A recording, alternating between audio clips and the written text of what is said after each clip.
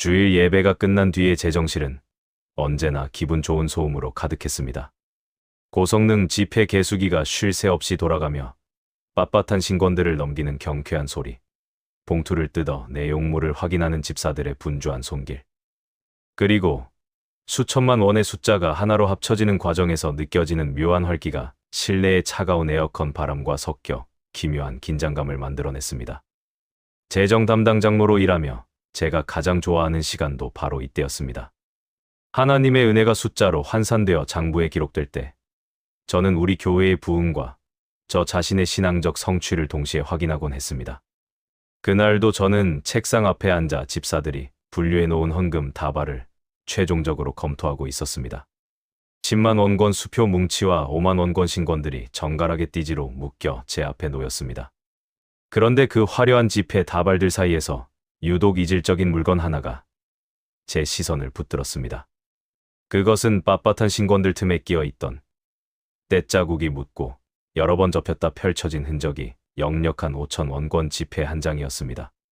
지폐는 얼마나 오래 주머니 속에서 구석구석 구겨졌는지 세종대왕의 얼굴조차 제대로 알아보기 힘들 만큼 너덜너덜했습니다.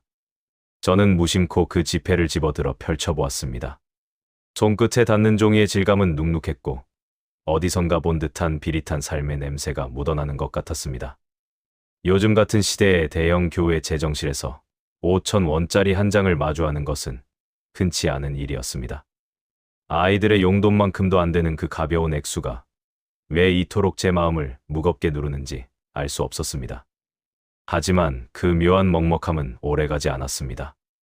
재정 보고를 받기 위해 문을 열고 들어온 강 목사의 구두 소리가 정적을 깨뜨렸기 때문입니다. 강 목사는 제 어깨 너머로 장부를 훑어보더니 제 손에 들린 낡은 5천 원권 지폐를 발견하고는 노골적으로 미간을 찌푸렸습니다. 그는 평소 교회의 품격과 성도들의 수준을 강조하며 하나님께 드리는 예물은 그 사람의 믿음의 분량과 직결된다고 가르쳐온 분이었습니다. 강 목사는 제가 들고 있던 지폐를 손가락 끝으로 집어 올리더니 마치 오물이 묻은 물건을 보듯 허공에 흔들었습니다. 그리고는 낮고 서늘한 목소리로 우리 교회의 영적 수준이 이 정도밖에 되지 않느냐며 혀를 찼습니다. 목사는 그 낡은 지폐 한 장이 하나님을 우롱하는 처사라고 단정지었습니다. 수만 명이 모이는 대성전의 유지비와 수많은 사역의 규모를 생각할 때 이런 성의 없는 헌금은 오히려 교회의 거룩함을 훼손하는 인색함이라는 것이 그의 논리였습니다. 그는 이 봉투의 주인공이 누구인지 당장 명단을 대조해보라고 저를 압박했습니다. 하나님께 복을 받으려면 제대로 된 심종을 드려야지. 이런 푼돈으로 생색을 내는 영혼은 반드시 영적인 훈계가 필요하다는 그의 말에 제 정실의 공기는 순식간에 얼어붙었습니다. 그의 손가락에 끼워진 화려한 금반지가 조명을 받아 번쩍일 때마다 그 아래 매달린 낡은 5천 원권 지폐는 더욱 초라해 보였습니다. 저는 목사의 서슬 퍼런 기세에 눌려 잠시 머뭇거렸습니다. 제 안의 작은 양심은 그 지폐에 담긴 누군가의 사연을 궁금해하라고 속삭였지만 제 입술은 이미 목사의 비위를 맞추는 익숙한 언어들을 내뱉고 있었습니다. 저 역시 요즘 세상에 5천 원은 너무했다며 성의가 부족한 성도들이 많아 걱정이라는 말로 비겁하게 동조했습니다. 강 목사는 만족스러운 듯 고개를 끄덕이며 다음 주일 설교 때 반드시 이 문제를 짚고 넘어가겠다고 선언했습니다. 헌금의 질이 신앙의 질을 결정한다는 사실을 뼈저리게 가르쳐야 한다는 그의 뒷모습을 보며 저는 서둘러 헌금 봉투의 이름을 확인해 장부에 기록했습니다. 기록된 이름은 생소한 어느 젊은 여성도의 것이었습니다. 저는 그 이름을 적어 넣으며 그것이 한 영혼의 낙인이 될 것임을 알면서도 멈추지 않았습니다. 5천 원이라는 숫자로 그 사람의 신앙 전체를 재단해버린 저와 목사는 이미 그 순간부터 하나님의 저울이 아닌 인간의 자로 거룩한 성소를 더럽히고 있었습니다. 재정 보고가 끝나고 목사가 나간 뒤에도 저는 한참 동안 그 낡은 지폐를 바라보았습니다. 기계적으로 숫자를 맞추던 제 손길이 그 눅눅한 종이 앞에서 잠시 멈추었습니다. 그것은 분명 한 영혼이 쥐어짜 낸 최선의 고백이었을지도 모릅니다. 하지만 저는 목사와 함께 그 진심을 인색함이라는 틀 속에 가두어 버렸습니다. 제 정실 창밖으로 보이는 화려한 풍경은 여전히 눈부셨지만 제 마음속에는 원인 모를 불길함이 작은 얼룩처럼 번지기 시작했습니다. 하나님의 제단 위에서 돈의 가치를 따지기 시작한 우리에게 임할 심판이 어떤 것인지 그때의 저는 감히 짐작조차 하지 못했습니다. 저는 결국 목사의 지시대로 그 성도의 이름을 따로 분류해 보고서 첫 장에 올렸습니다. 숫자와 효율이 지배하는 이 거대한 성전 안에서 5,000원의 가치는 그저 교회의 품위를 떨어뜨리는 소음일 뿐이었습니다. 장부를 덮으며 저는 내일 있을 강 목사의 서슬 퍼런 정죄를 묵인하기로 마음먹었습니다. 그것이 교회를 지키는 장로의 도리라고 스스로를 속이면서 말입니다. 하지만 그날 밤 제 꿈속에서는 떼자국 묻은 세종대왕의 얼굴이 자꾸만 일그러지며 저를 원망스럽게 쳐다보았습니다. 지독하게 차가웠던 제정실의 에어컨 바람이 여전히 제 귓가를 스쳐 지나는 것만 같았습니다. 주일 대예배의 열기는 뜨거웠지만 장로석에 앉아있는 제 등 뒤로는 서늘한 한기가 스쳤습니다. 강 목사는 평소보다 한층 고조된 목소리로 설교를 이어갔고 그의 손에는 지난주 제정실에서 보았던 그 구겨진 5,000원권 지폐가 들려 있었습니다. 그는 설교 도중 문맥과 상관없이 그 지폐를 높이 치켜들었습니다. 수천 명의 시선이 일제히 그 초라한 종이 조각에 쏠렸습니다.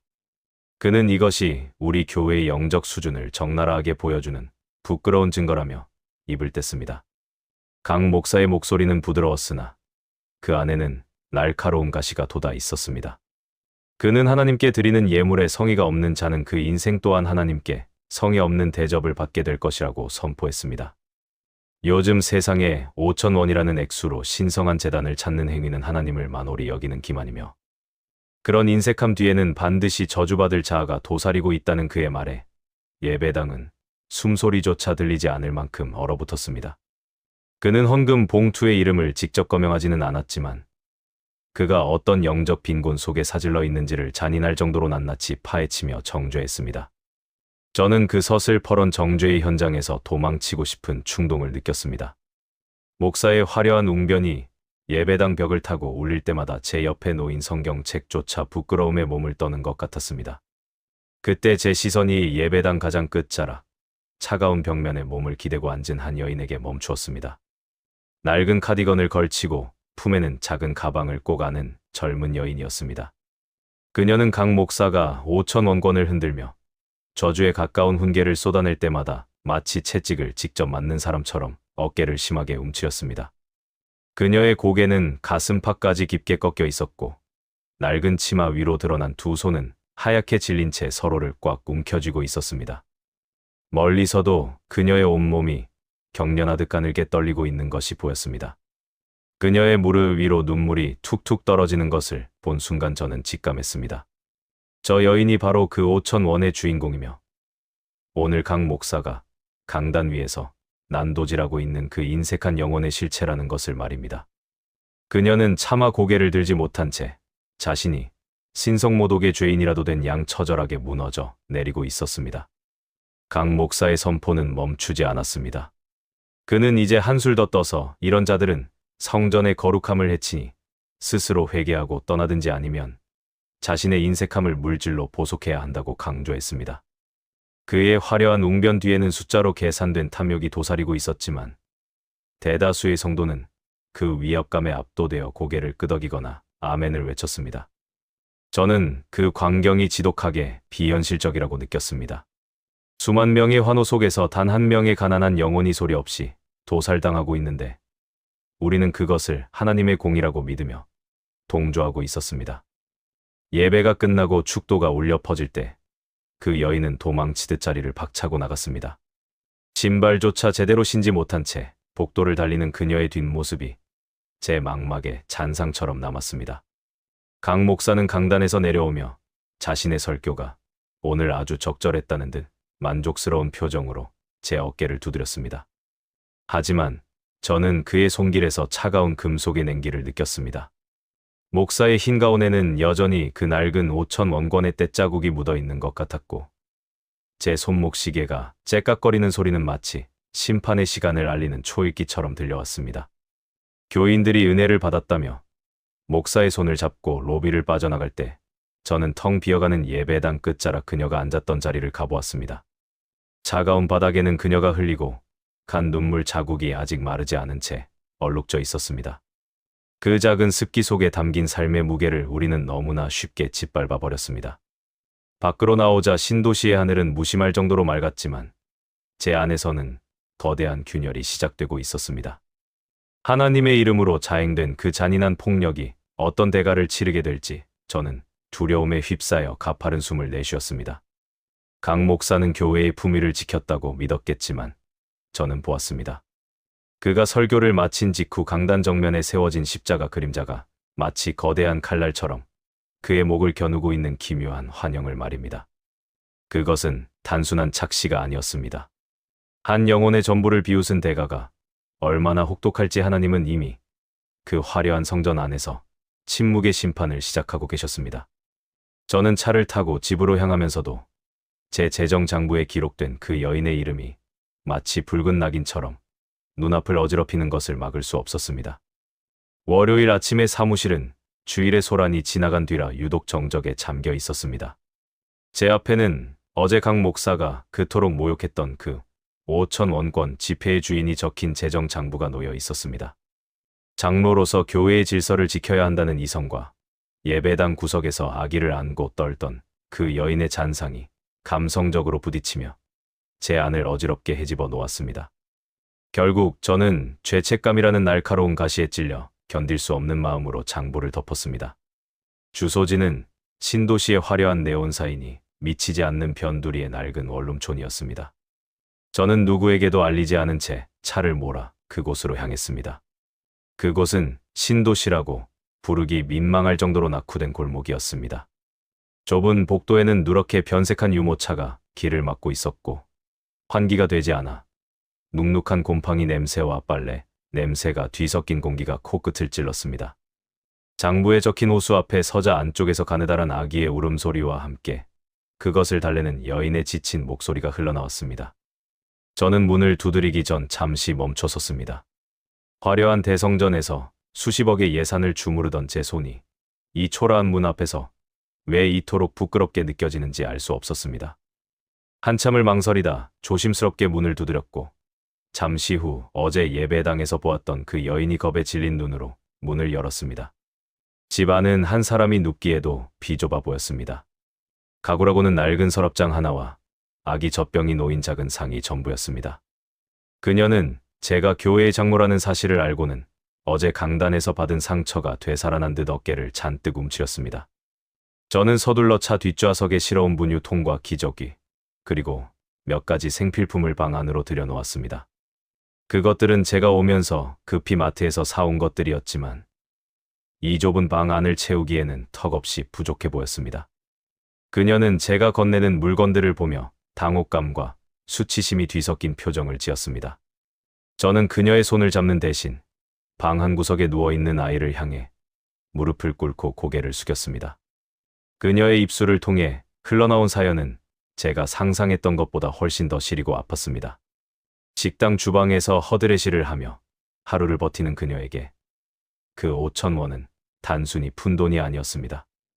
다가오는 아이의 첫 돌을 맞아 비록 남들처럼 근사한 잔치는 못해주더라도 하나님 앞에 감사한 마음만은 꼭 전하고 싶어 열흘 넘게 점심 한 끼를 걸러가며 모은 전 재산이었습니다.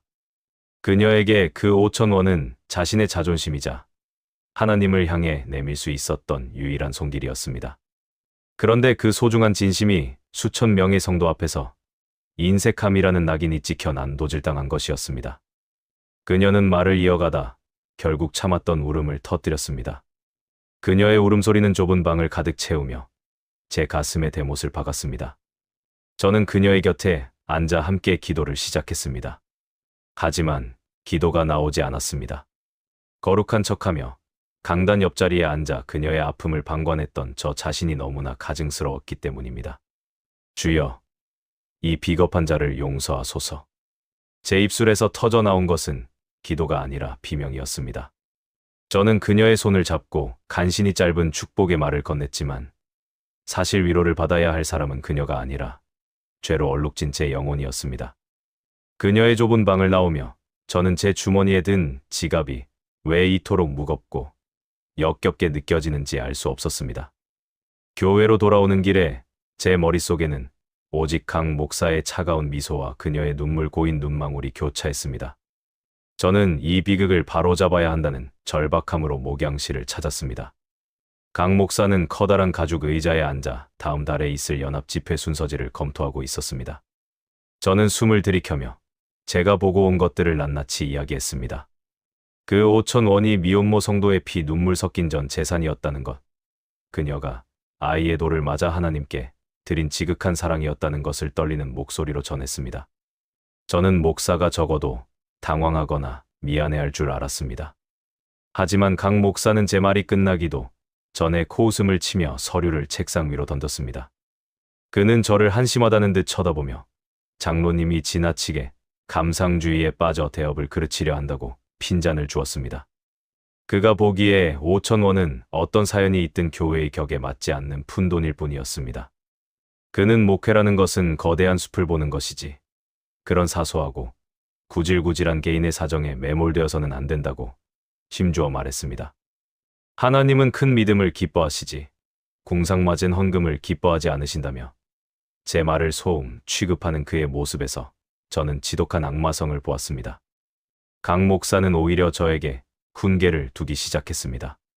지도자가 그런 작은 눈물에 휘둘리면 공동체의 비전을 이끌 수 없으며 성도들에게 올바른 헌금 교육을 하는 것이 진정으로 그들을 위하는 길이라고 목소리를 높였습니다. 그의 논리 안에서 한 여인의 전부는 그저 성전의 품위를 떨어뜨리는 오점에 불과했습니다.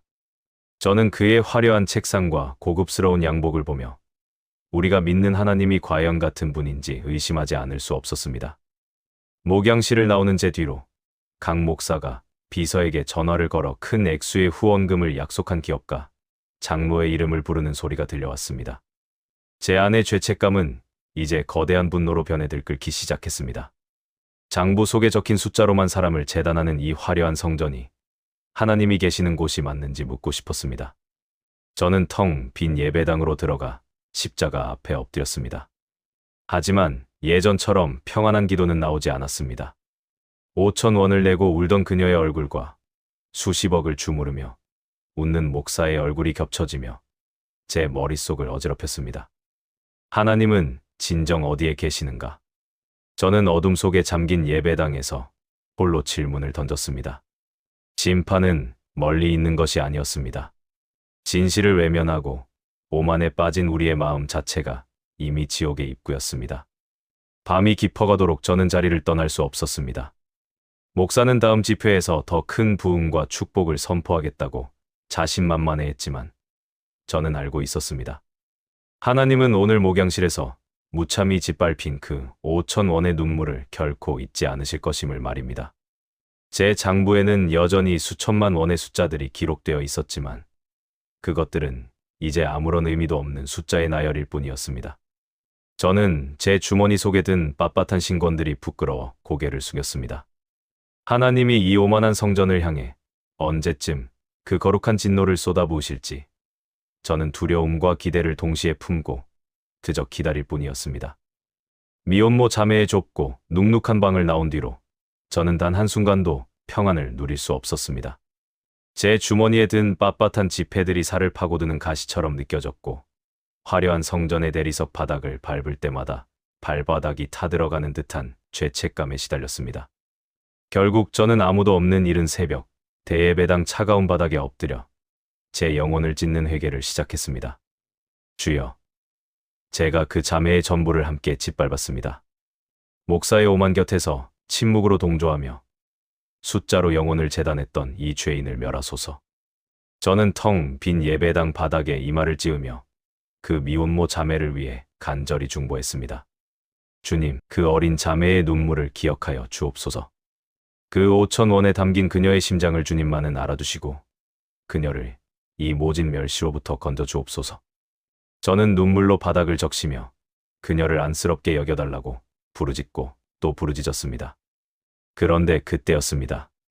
제 귓가에 들려온 것은 따뜻한 위로가 아니었습니다. 지독하리만치 차갑고 엄중한 음성이 제 심연을 울렸습니다. 죄인은 그가 뿌린 대로 거두게 될 것이며 내 어린 양의 눈물을 닦지 않은 자는 반드시 그 대가를 치르게 될 것이다.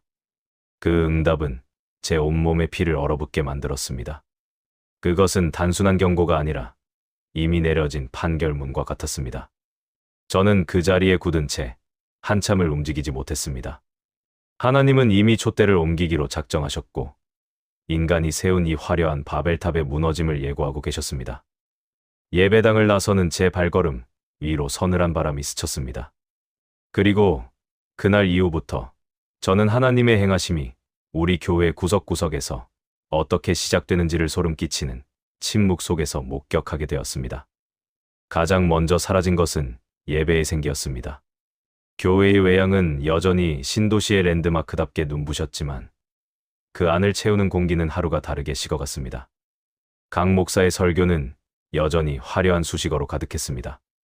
그는 매주 세련된 예화와 정확한 발음으로 성도들의 귀를 자극했지만 이상하게도 그의 목소리는 스피커를 타고 나가는 순간 허공에서 흩어져 버렸습니다.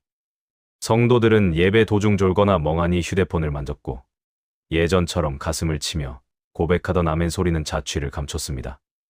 하나님의 영광이 떠난 자리에 남은 것은 죽은 문자의 나열뿐이었습니다. 교회의 허리 역할을 하던 이들도 조용히 뒷걸음질 치기 시작했습니다. 10년 넘게 주방 사역을 도맡아 하던 권사님들과 주차, 봉사로 헌신하던 집사님들이 하나둘 사역을 내려놓았습니다. 그들은 거창한 항의를 하지 않았습니다. 그저 마음이 지치고 힘들다는 짧은 변명만을 남긴 채 썰물처럼 빠져나갔습니다. 저는 그들의 텅 빈 눈동자를 보며 하나님이 그들의 마음속에서 이 공동체에 대한 애정을 거두어가고 계심을 직감했습니다. 공동체의 온기는 난방기구로 채워질 수 있는 것이 아니었습니다. 한 영혼을 천대하는 곳에 성령의 위로는 더 이상 머물지 않았습니다. 강 목사는 이런 변화를 감지하면서도 정작 원인을 엉뚱한 곳에서 찾았습니다. 그는 성도들의 열정이 식은 것이 부교 역자들의 관리 소홀 때문이라며 그들을 질책했습니다. 그는 자신의 목 관리에 더 집착하며 비싼 병원과 약재를 찾았지만 정작 자신의 입술에서 나가는 저주의 독설들이 얼마나 공동체를 무너뜨리고 있는지는 보지 못했습니다. 그는 여전히 미혼모 자매에게 퍼부었던 자신의 멸시가 정당한 영적 훈계였다고 믿으며 자신의 오만을 확신이라는 이름으로 포장하고 있었습니다. 재정실의 장부 또한 하나님의 행하심을 증명하고 있었습니다. 대형 헌금자들의 명단이 듬성듬성해졌고 매주 집계되는 주일 헌금의 총액은 기이할 정도로 급감했습니다. 이것은 단순한 경기 불황이 아니었습니다. 하나님이 이 오만한 목자의 창고를 비워내고 계신 것이었습니다. 저는 이 사실을 보고하기 위해 목양실을 찾았지만 강 목사는 여전히 더 화려한 교육관 시설에 대해 논의하며 숫자의 하락을 일시적인 현상으로 치부했습니다. 그는 하나님이 내리시는 징계의 징조를 그저 더 강력한 헌금 동료로 해결할 수 있다고 믿고 있었습니다.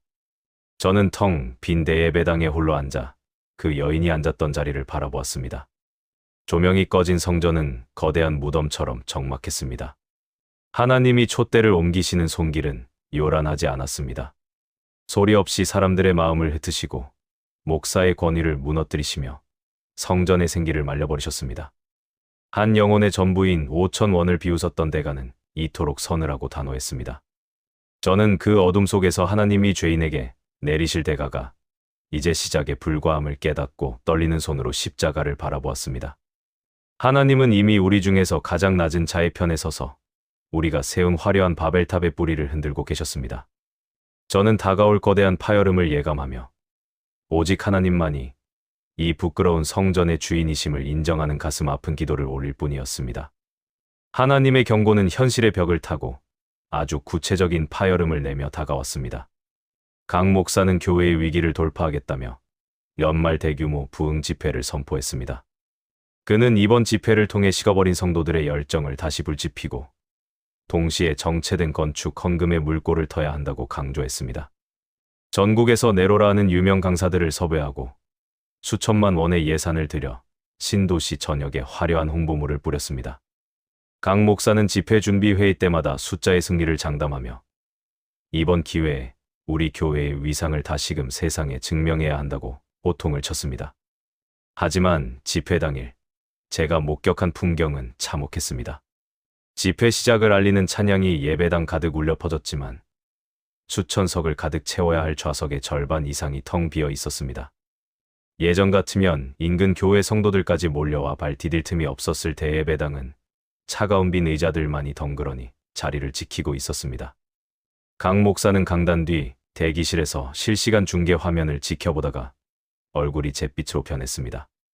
그는 부교역자들을 불러 모아 성도들을 동원하지 못한 책임을 물으며 격노했지만 이미 썰물처럼 빠져나간 성도들의 마음은 그 어떤 호통으로도 되돌릴 수 없었습니다. 집회는 시작되었으나 성령의 뜨거운 임재 대신 지독한 공허함만이 예배당을 채웠습니다. 강사 목사가 화려한 간증을 쏟아내도 성도들의 반응은 가라앉은 잿더미 같았습니다. 텅 빈 좌석 사이로 흐르는 냉기는 마이크를 타고 흐르는 인위적인 환호 소리보다 훨씬 더 묵직하게 다가왔습니다. 저는 강단 옆자리에 앉아 강 목사의 뒷모습을 보았습니다. 그가 그토록 자신만만하게 쌓아 올렸던 성공의 지표들이 한순간에 모래성처럼 허물어지고 있었습니다. 그것은 단순히 집회의 실패가 아니라 양떼를 거두어 가시는 하나님의 명확한 징계였습니다. 집회가 끝난 뒤의 상황은 더 처참했습니다. 무리하게 지출한 홍보비와 강사 사례비는 고스란히 교회의 빚으로 남았습니다.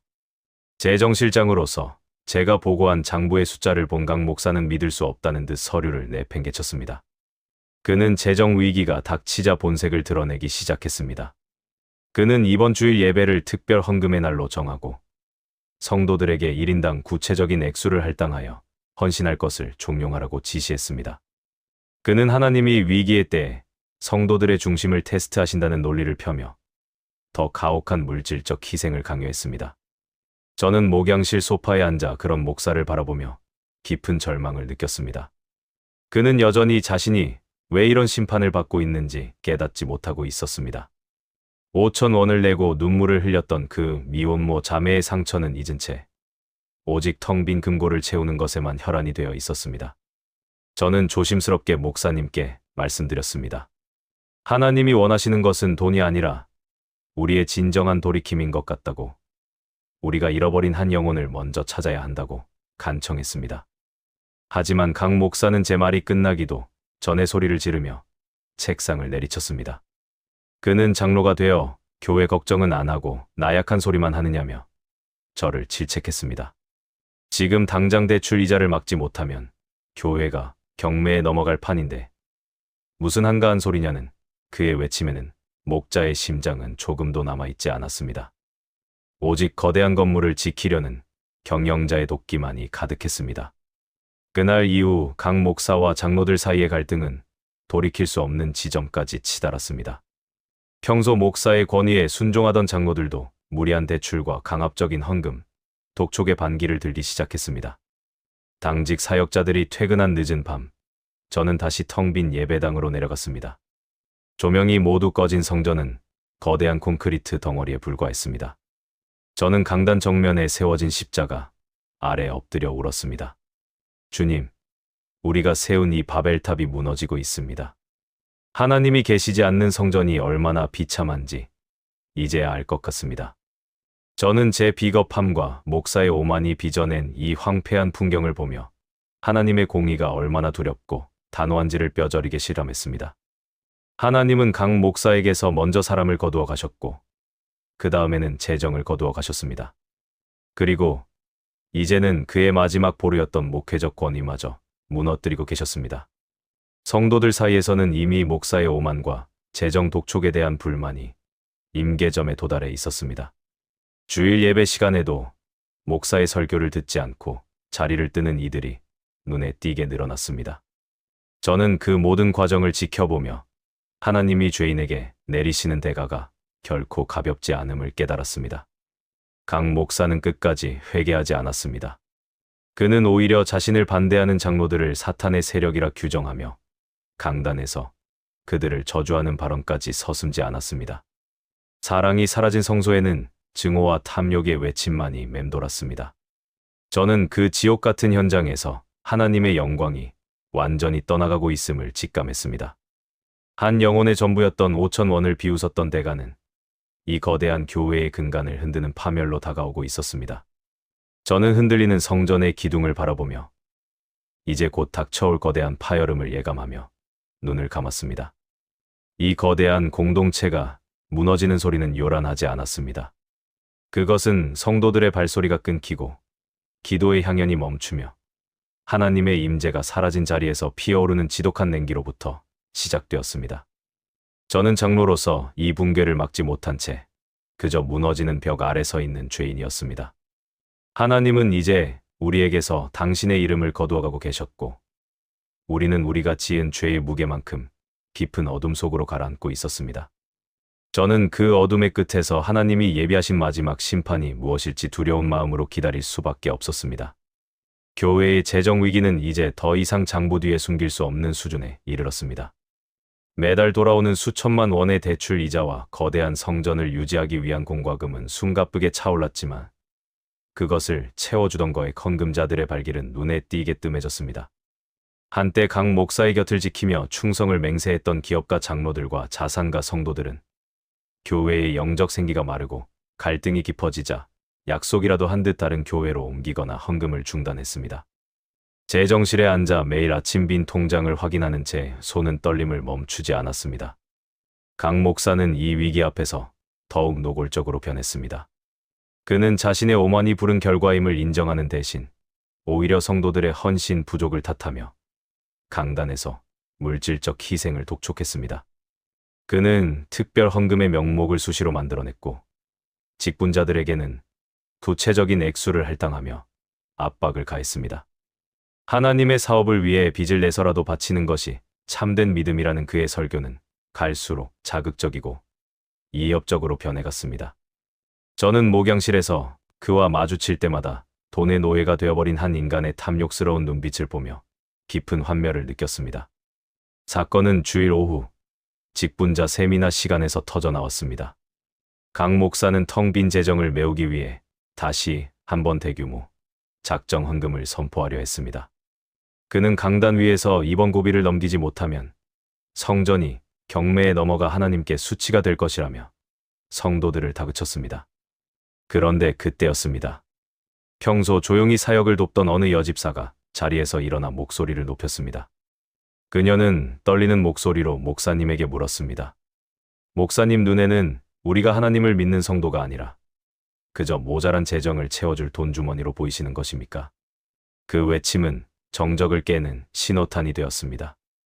여기저기서 억눌려 있던 성도들의 울분과 항의가 쏟아져 나오기 시작했습니다.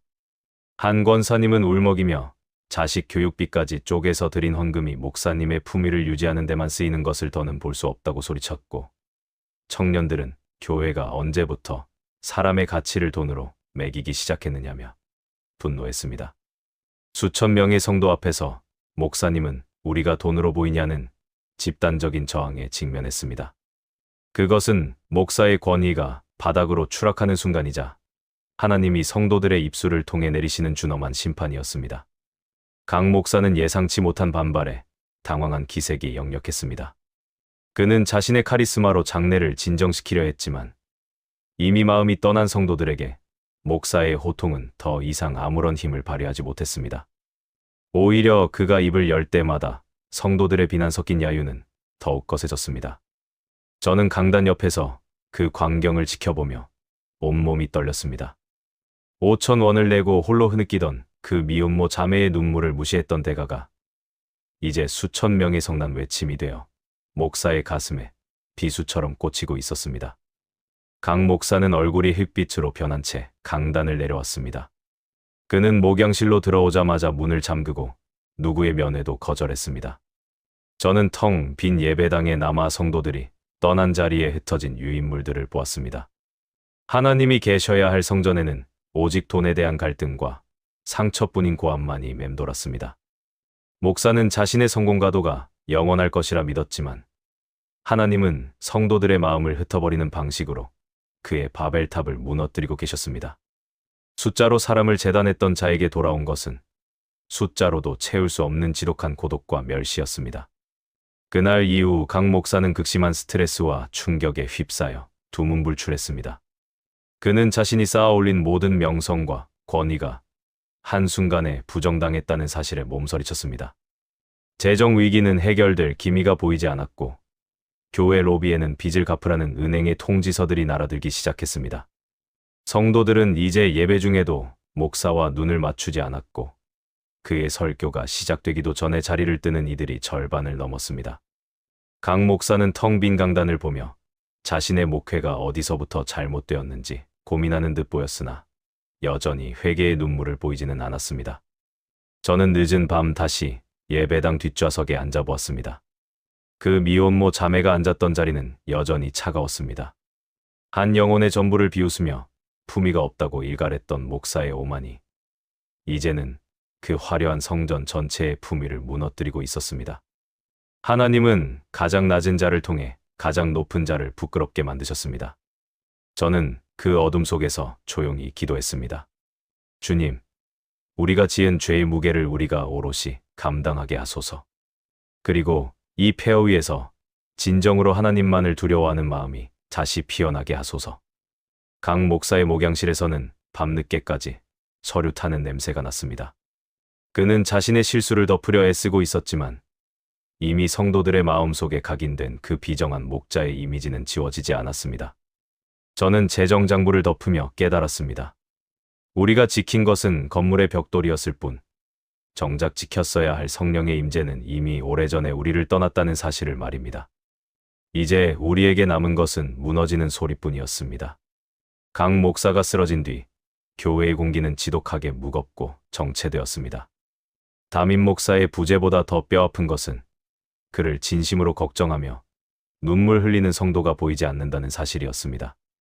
비상대책위원회라는 명목으로 모인 장로들은 회의실에서 차기 목회자 청빙이나 재정 파산에 대한 대책만을 논의했을 뿐 병상에 누운 목사의 영혼에 대해서는 누구도 입을 열지 않았습니다. 저는 회의실에 그 차가운 논의들을 뒤로하고 잠시 숨을 고르기 위해 불 꺼진 대예배당으로 내려왔습니다. 예배당은 거대한 공동 같았습니다. 한때 수천 명의 환호가 가득했던 곳이라고는 믿기지 않을 만큼 적막했습니다. 그런데 예배당 가장 뒷좌석, 지난주 강 목사가 정죄했던 그 미혼모 자매가 앉았던 자리에 작은 실루엣 하나가 보였습니다. 저는 숨을 죽이고 어둠 속에 몸을 숨긴 채 그녀를 지켜보았습니다. 그녀는 그때처럼 품에 잠든 아기를 꼭 안은 채 고개를 푹 숙이고 어깨를 들먹이고 있었습니다. 저는 당연히 그녀가 자신의 처참한 형편이나 목사에게 받은 상처 때문에 하나님께 억울함을 토로하고 있을 것이라 생각했습니다. 저는 그녀의 곁으로 다가가려다 멈추었습니다. 그녀의 입술에서 흘러나오는 가냘픈 기도 소리가 제 귓가를 때렸기 때문입니다. 주님, 우리 목사님을 불쌍히 여겨주세요. 그분은 하나님을 너무 사랑해서 하나님의 성전을 너무 귀하게 여겨서 잠시 눈이 어두워졌을 뿐입니다. 그분의 병든 몸을 고쳐주시고 그보다 더 아픈 그분의 마음을 어루만져 주세요. 목사님이 다시 강단에 서실 때 저 같은 작은 사람의 마음도 보듬어 줄 수 있는 참된 목자가 되게 해주세요. 저의 이 작은 5,000원이 목사님의 영혼을 살리는 씨앗이 되게 해주세요. 저는 그 자리에 얼어붙은 듯 서 있었습니다. 제 귀를 의심했습니다. 분명 자신의 전부였던 5,000원을 비웃음당하고 수천 명 앞에서 인색한 자로 낙인 찍혔던 그녀였습니다. 당연히 아이의 분유값이나 자신의 앞날을 위해 울부짖어야 할 그녀가 자신을 난도질한 가해자를 위해 눈물을 쏟고 있었습니다. 그녀의 기도는 거창한 신학적 용어 하나 없었지만 그 안에는 강 목사가 평생을 외쳐온 그 어떤 설교보다 더 강력한 복음의 원형이 담겨 있었습니다. 5,000원 뒤에 숨겨진 것은 가난이 아니라 목자가 잃어버린 예수의 심장이었습니다. 저는 그녀의 기도, 소리에 가슴이 찢어지는 듯한 통증을 느꼈습니다. 성공과 숫자, 건물의 화려함에 눈이 멀어 우리가 진정으로 지켜야 할 것이 무엇인지 잊고 살았던 시간들이 파노라마처럼 스쳐 지나갔습니다. 저는 그녀의 뒤에서 무릎을 꿇고 함께 오열하기 시작했습니다. 하나님은 강 목사를 쓰러뜨리심으로 심판하셨지만 동시에 이 보잘것없는 여인의 기도를 통해 우리에게 마지막 회생의 길을 보여주고 계셨습니다. 가장 낮은 자의 용서가 가장 높은 자의 죄를 덮고 있는 그 비현실적인 광경 앞에서 저는 하나님의 경륜을 보았습니다. 다음 날 저는 병실을 찾아가 강 목사의 머리맡에 앉았습니다. 그는 여전히 말문을 잃은 채 초점 없는 눈으로 천장만 바라보고 있었습니다. 저는 그의 귀에 대고 어젯밤 예배당에서 본 풍경을 낱낱이 들려주었습니다. 목사님, 그 자매가 기도하고 있었습니다. 목사님을 원망하는 것이 아니라 목사님이 다시 참된 목자가 되길 바란다고, 자신의 5,000원이 목사님의 영혼을 살리는 마중물이 되길 바란다고 울며 기도하고 있었습니다. 목사님이 짓밟았던 그 5,000원이 지금 목사님의 생명줄을 붙들고 있습니다. 제 말이 끝나는 순간 강 목사의 눈동자가 가늘게 떨렸습니다. 그는 믿을 수 없다는 듯 저를 쳐다보려 했었고, 이내 그의 눈에서 굵은 눈물방울이 베개를 적셨습니다. 수억 원의 헌금을 약속하던 이들은 모두 곁을 떠났지만 그가 멸시했던 5,000원의 주인공만이 그의 영혼을 위해 지옥의 문턱에서 중보하고 있었습니다. 목사의 어깨가 들썩이며 소리 없는 통곡이 시작되었습니다. 그것은 단순한 후회가 아니라 자신의 의가 완전히 박살난 자의 비참한 회개였습니다. 하나님은 가장 가난한 자의 손을 빌려 가장 부유한 척했던 목자의 자존심을 완전히 꺾어버리셨습니다. 병실 안은 이제 더 이상 지독한 냉기가 흐르지 않았습니다. 비록 목사는 여전히 몸을 가누지 못했고 교회는 파산의 위기에 처해 있었지만 비로소 죽어있던 영적 맥박이 뛰기 시작했습니다. 저는 목사의 손을 잡고 함께 울었습니다. 우리가 그토록 무시했던 5,000원이라는 숫자가 사실은 하나님이 우리에게 보내신 마지막 구원선이었음을 이제야 알 것 같았습니다. 목사는 제 손을 꽉 잡으며 무언가 간절히 표현하려 했었습니다. 그의 눈빛은 이제 숫자가 아닌 사람을 향해 있었습니다. 하지만 세상의 시간은 가차없이 흘러갔습니다. 밖에서는 여전히 목사를 해임하려는 장로들의 목소리가 높았고 은행의 압박은 거세졌습니다. 무너지는 바벨탑의 잔해 아래서 목사와 저는 이제야 비로소 신을 벗은 목자가 되어가고 있었습니다. 저는 그가 흘리는 눈물을 닦아주며 하나님이 우리를 어디까지 낮추실지, 그리고 그 낮아짐의 끝에서 어떤 새로운 재단을 쌓게 하실지 두려운 마음으로 기대하기 시작했습니다. 심판은 여전히 진행 중이었으나 그 심판의 핵심부에는 이온모 자매의 눈물 섞인 중보가 흐르고 있었습니다. 저는 그 밤 병실 창밖으로 보이는 거대한 교회의 십자가를 바라보았습니다. 밤마다 우리를 위협하던 그 거대한 칼날 같던 그림자가 이제는 상처 입은 영혼을 품는 넉넉한 품처럼 보였습니다. 하나님은 가장 약한 자의 기도를 통해 가장 강한 자를 부끄럽게 하셨고, 가장 가난한 자의 헌금을 통해 가장 부유한 자의 빈곤함을 들춰내셨습니다. 이제 우리에게 남은 것은 그 5,000원의 무게를 온전히 감당하며 무너진 폐허 위에서 진정한 예배를 다시 시작하는 것뿐이었습니다. 병실 안의 강 목사는 세상의 오만 빛들로부터 철저히 격리된 섬처럼 보였습니다.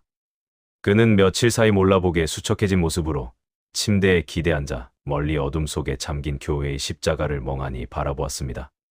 수만 명의 성도와 수천억의 자산, 그가 평생을 바쳐 쌓아 올린 그 거대한 제국이 사실은 하나님이라는 반석이 아닌 자신의 오만이라는 모래성 위에 지어진 신기루였음을 그는 이제야 뼈저리게 실감하고 있었습니다. 그때 병실 문이 아주 조심스럽게 열렸습니다. 저는 문가에 서서 들어오는 이를 확인했습니다. 낡은 카디건 차림의 아기를 포대기에 감싸 안은 미혼모 자매였습니다. 그녀는 자신의 발소리가 병실의 정적을 깰까봐 숨을 죽인 채 한 걸음씩 내딛었습니다. 강 목사는 고개를 돌려 그녀를 바라보았습니다. 지난주 강단 위에서 사자처럼 포효하며 그녀를 정죄하던 그 서슬퍼런 눈빛은 온데간데 없고 그저 상처 입은 짐승처럼 애처로운 눈망울만이 그녀를 향했습니다. 그녀는 침대 곁으로 다가와 잠시 망설이다가 잉거 바늘이 꽂힌 강 목사의 마른 손등 위에 자신의 거친 손을 조심스럽게 얹었습니다. 그녀의 손에서 시작된 따뜻한 온기가 병실의 차가운 공기를 녹이기 시작했습니다. 그녀는 고개를 숙이고 나직한 목소리로 기도를 시작했습니다. 그녀의 기도는 유창하지 않았고 대단한 신학적 수사도 없었습니다. 하지만 그녀의 눈물이 강 목사의 손등 위로 툭툭 떨어질 때마다 병실 안의 영적 기류가 요동치는 것을 저는 느꼈습니다. 목사님, 힘내세요. 하나님은 여전히 목사님을 사랑하십니다. 목사님은 저 같은 사람에게도 하나님을 가르쳐 주신 귀한 분이십니다. 그녀의 진심 어린 중보가 울려 퍼지는 순간 강 목사의 철옹성 같던 마음이 마침내 처참하게 무너져 내렸습니다. 강 목사는 갑자기 거친 숨을 몰아쉬더니 침대에서 몸을 일으키려 애썼습니다. 저는 놀라 그를 제지하려 했지만 그는 제 손을 거칠게 뿌리쳤습니다.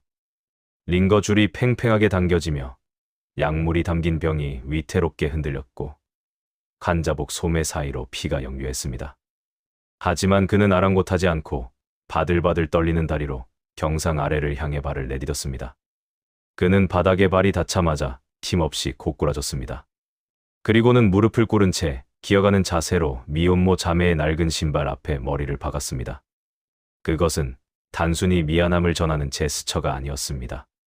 평생을 높은 곳에서 군림하던 자가 가장 낮은 곳으로 추락하여 자신의 죄악을 직면하는 처절한 항복 선언이었습니다. 강 목사는 차가운 병실 바닥에 이마를 대고 짐승 같은 울음을 터뜨렸습니다. 자매님, 내가 죄인입니다. 내가 하나님의 이름을 도둑질하여 당신의 중심을 짓밟았습니다. 내가 눈먼 목자가 되어 당신의 그 거룩한 5,000원을 모욕했습니다. 나를 용서하지 마십시오. 아니, 하나님께 나 같은 놈을 용서하지 말라고 빌어주십시오. 그의 절규는 병실 벽을 타고 울리며 제 가슴을 예리하게 베어냈습니다. 미혼모 자매는 당황하여 어쩔 줄 몰라 하며 목사를 일으키려 했습니다.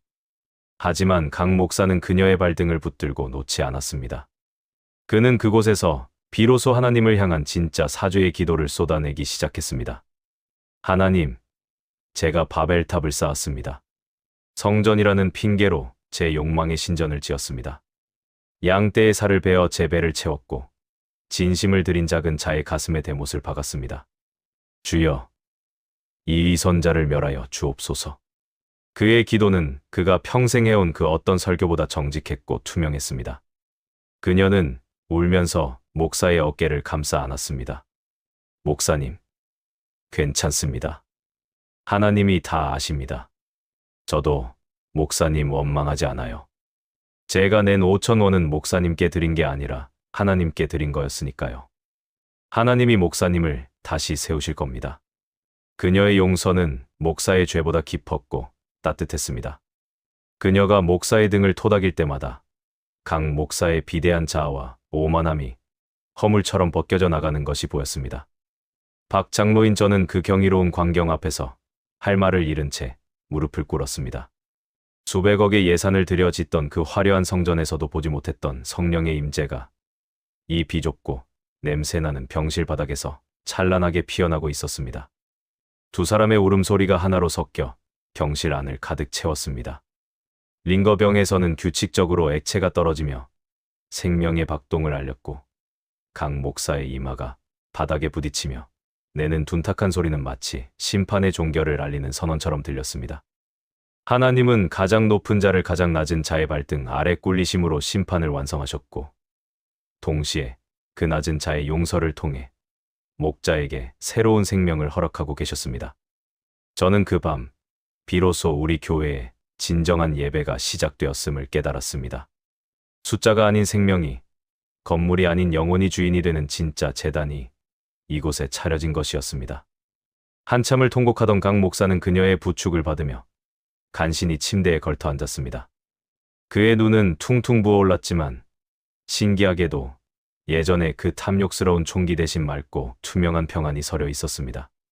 그는 미혼모 자매의 손을 잡고 다시 한번 고개를 숙였습니다. 그리고 그녀의 품에서 잠든 아기의 머리 위에 조심스럽게 손을 얹었습니다. 예전의 권위적인 안수가 아니라 한 명의 죄인이 한 명의 천사에게 구하는 간절한 축복이었습니다. 저는 그 장면을 지켜보며 제 재정 장부에 적힌 수많은 숫자가 얼마나 헛된 것인지를 다시금 뼈저리게 반성했습니다. 새벽녘이 가까워지자 자매님은 아기를 안고 조용히 병실을 나섰습니다. 그녀가 떠난 자리에는 그녀의 눈물 자국과 목사의 회개의 흔적만이 남았습니다. 강 목사는 그녀가 나간 문을 한참 동안 바라보다가 저를 향해 희미하게 미소 지었습니다. 장로님, 이제야 제가 신을 벗었습니다. 그동안 제가 입었던 그 화려한 가운이 얼마나 무거운 쇠사슬이었는지 이제 알겠습니다. 그의 고백에 저는 아무 대답도 할 수 없었습니다. 그저 그의 마른 손을 꽉 잡을 뿐이었습니다. 이제 곧 세상은 그를 담임 목사직에서 몰아내려 할 것이고, 교회는 재정 파산의 파고를 넘어야 하겠지만, 그 어떤 풍랑도 이제 이 목자의 평안을 뺏을 수는 없을 것 같았습니다. 강 목사가 다시 강단에 서기까지는 생각보다 긴 시간이 걸리지 않았습니다. 병원 문을 나설 때의 그는 예전에 그 위풍당당하던 거물 목회자의 모습이 아니었습니다. 정갈하게 빗어넘겼던 머리카락은 희끗해졌고, 맞춤 양복 대신 입은 수수한 가운은 주인의 살이 빠진 만큼 헐렁하게 겉돌았습니다. 장로석에 앉아 그를 지켜보던 저는 그가 강단 계단을 오를 때마다 지청이는 발걸음에서 그가 겪은 내면의 지각 변동을 읽을 수 있었습니다. 예배당은 평소보다 고요했습니다. 비난과 야유를 준비하던 성도들도 그의 초라해진 뒷모습 앞에서는 일순간 할 말을 잃은 듯했습니다. 강 목사는 마이크 앞에 서서 한참 동안 입을 열지 못했습니다.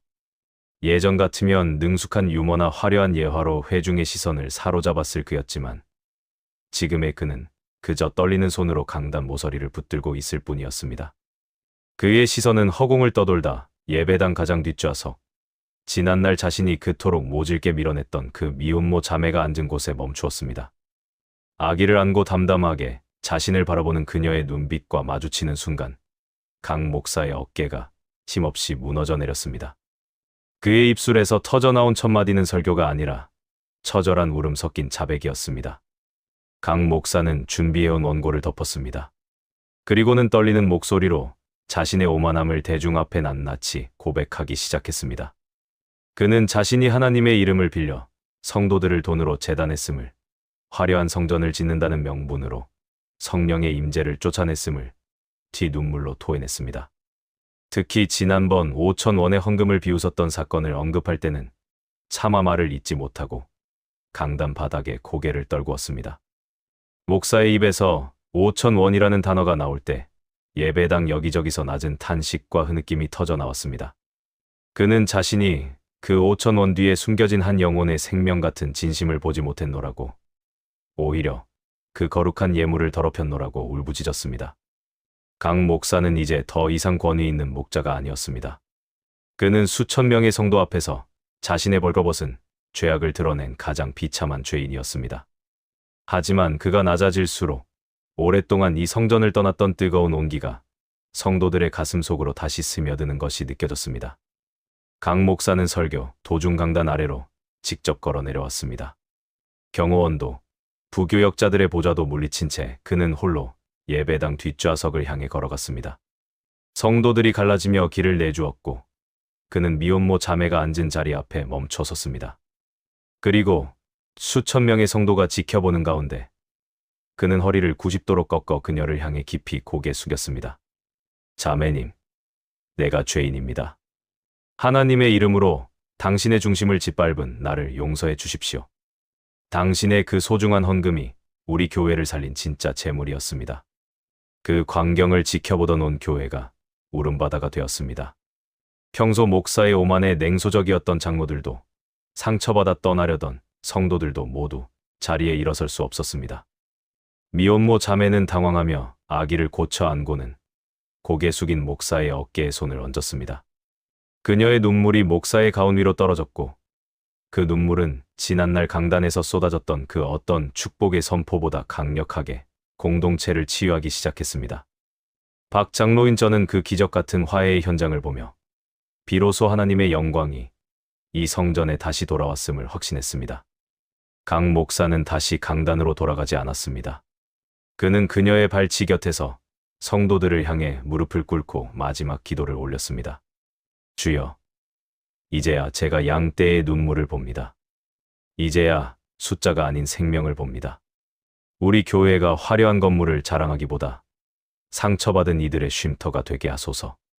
그의 기도는 짧았으나 예배당의 모든 벽을 허무는 파동이 되어 흘렀습니다. 성도들은 너나 할 것 없이 서로를 부둥켜 안고 울기 시작했습니다. 돈과 체면으로 쌓아 올렸던 차가운 벽들이 눈물과 함께 녹아내리고 있었습니다. 예배는 정해진 순서를 잃었지만 그 어느 때보다 성령의 충만함이 가득했습니다. 강 목사는 축도 대신 성도 한 명 한 명의 손을 잡으며 용서를 구했습니다. 그는 이제 더 이상 높은 강단 위에서 군림하는 신의 대리인이 아니었습니다. 길 잃은 양 한 마리를 찾아 나선 상처 입은 목자일 뿐이었습니다. 저는 재정실 책상에 앉아 지난주까지 제 숨을 옥죄던 그 숫자들을 떠올렸습니다. 수십억의 부채와 재정 위기는 여전했지만 이상하게도 더 이상 두렵지 않았습니다. 진짜 성전이 성도들의 가슴 속에 다시 지어지고 있었기 때문입니다. 예배가 끝난 뒤에도 성도들은 쉽게 자리를 떠나지 못했습니다. 미혼모 자매는 아기를 안고 로비에서 다른 성도들과 인사를 나누었고 강 목사는 예배당 구석에서 묵묵히 기도를 이어갔습니다. 저는 그의 옆에 앉아 함께 눈을 감았습니다. 하나님은 우리에게서 성공이라는 우상을 거두어 가시고 대신 함께 우는 마음을 주셨습니다. 5,000원이라는 작은 숫자가 일으킨 이 거대한 폭풍은 우리를 폐허로 몰아넣은 것이 아니라 비로소 하나님이 거하실 만한 깨끗한 빈터로 만들어 놓았습니다. 예배당을 가득 채웠던 통곡 소리가 잦아들고 성도들이 하나둘 자리를 떠난 뒤에도 재정실의 공기는 평소와는 전혀 다른 무게로 내려앉아 있었습니다. 저는 책상 앞에 앉아 아무런 글자도 적히지 않은 빈 장부를 펼쳤습니다. 지난 수년간 이 장부에는 수억 원의 헌금 액수와 화려한 기부자들의 이름이 빼곡히 기록되어 있었지만 정작 그 숫자들 속에 숨겨진 영혼의 신음은 단 한 줄도 담아내지 못했습니다. 저는 떨리는 손으로 만년필을 쥐었으나 어떤 숫자로도 오늘 강단 아래서 벌어진 그 장엄한 회개의 현장을 기록할 수 없음을 깨달았습니다. 잠시 후 재정실 문이 천천히 열리며 강 목사가 들어왔습니다. 예배가 끝난 직후라 그런지 그의 눈가는 여전히 붉게 충혈되어 있었고 가운자락은 눈물과 땀에 젖어 눅눅했습니다. 그는 예전처럼 거만한 태도로 의자에 깊숙이 몸을 묻는 대신 제 책상 맞은편의 낡은 나무 의자에 조용히 앉았습니다. 우리는 한참 동안 아무 말도 하지 않았습니다. 재정실 벽에 걸린 시계의 초침 소리만이 정적을 메우고 있었습니다. 목사는 제 책상 위에 놓인 빈 장부를 물끄러미 바라보더니 품 안에서 정성스럽게 접힌 종이 한 장을 꺼냈습니다. 그것은 지난주 그가 재정실 바닥에 팽개쳤던 바로 그 낡은 5,000원권 지폐였습니다. 여러 번의 손길을 거치며 너덜너덜해진 그 지폐에는 이혼모 자매의 고단한 삶과 아기를 향한 사랑, 그리고 하나님을 향한 처절한 신뢰가 고스란히 배어 있었습니다. 목사는 그 지폐를 제게 건네며 아주 낮은 목소리로 읊조렸습니다. 장로님, 이 돈이 저를 살렸습니다.